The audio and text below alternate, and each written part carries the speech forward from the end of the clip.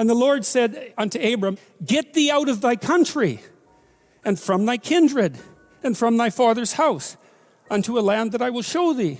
And this is one of those phrases where every clause is significant. Go somewhere you don't understand.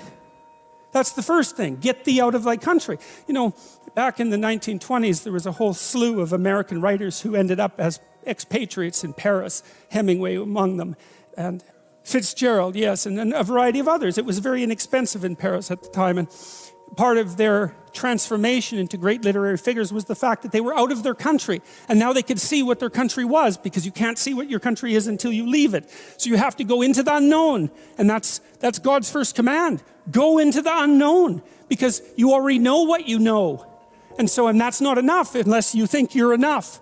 And if you're not enough and you don't think you're enough, then you have to go where you haven't been. And so that's the first commandment to Abraham. It's like, okay, that's a good one. That makes perfect sense. Go to where you don't know. Yes. And from thy kindred. Well, what does that mean? It means grow up, right? That's what it means. It means get away from your family enough so that you can establish your independence. You know, I talk to people very frequently whose families have provided them with too much protection. And they know it themselves. And that means they're deprived of necessity. You know, one of the things that you see in the United States, for example, is that the children of first-generation immigrants often do better than their children. And the reason for that is that the children of first-generation immigrants have necessity driving them. And you don't know how much you need necessity to drive you, because maybe you're not very disciplined. And if a catastrophe doesn't immediately befall you if you don't act forthrightly today, then maybe you never act forthrightly, right? Because the gap between your foolishness and the punishment is lengthened by your unearned wealth, and so you never grow up and learn, and you have to get yourself away from your dependency in order to allow necessity to drive you forward. And that's to become independent and to become mature. And I think part of what's happening in our culture is that the force that's attacking the forthright movement forward of young men in particular is afraid of the power of men, because it's confused about the distinction between power and authority and competence. Like a man who has authority and competence has power as a byproduct, but the authority and competence is everything. And people who can't understand that fail to make the distinction between power and authority and competence, and they're afraid of power, and so they destroy authority and competence.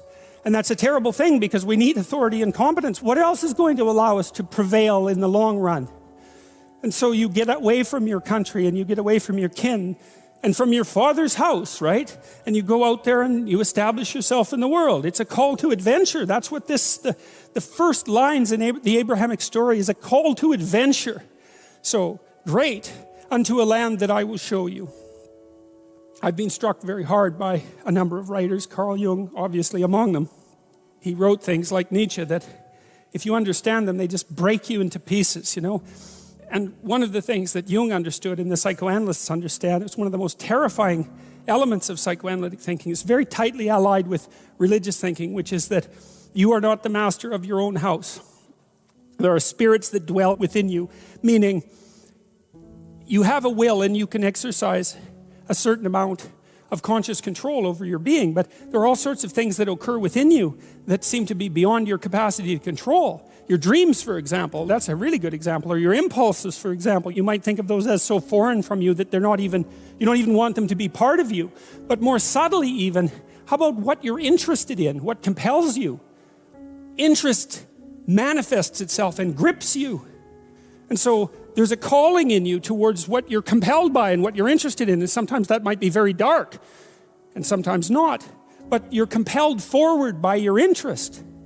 And so the idea that what moves you away from your country and your father's house and the comforts of your childhood home is something that's beyond you and that you listen to and hearken to.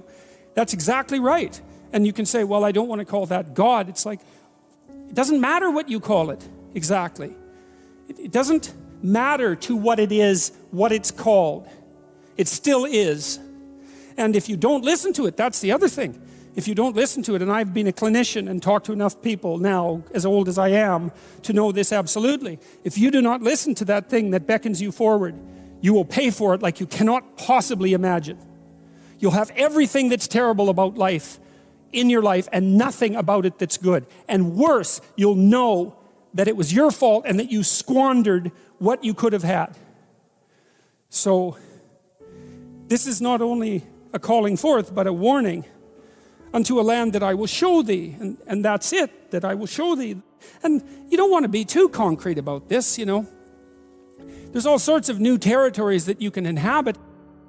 There's abstract and conceptual territories. If you go to university and you study biology or you study physics or any discipline, you're in a territory, right? You're in the territory that all the scholars have established. And then as you master the discipline, you move out beyond the established territory into the unknown. And that's a new land, right? Maybe it's even a land of your enemies, for that matter. But it's a new land. The frontier is always in front of you. And so the frontier is a place that never disappears, and the land that's beyond the land that you know is always there, and it's always where you should go. And all of that's packed into these, 4 phrases.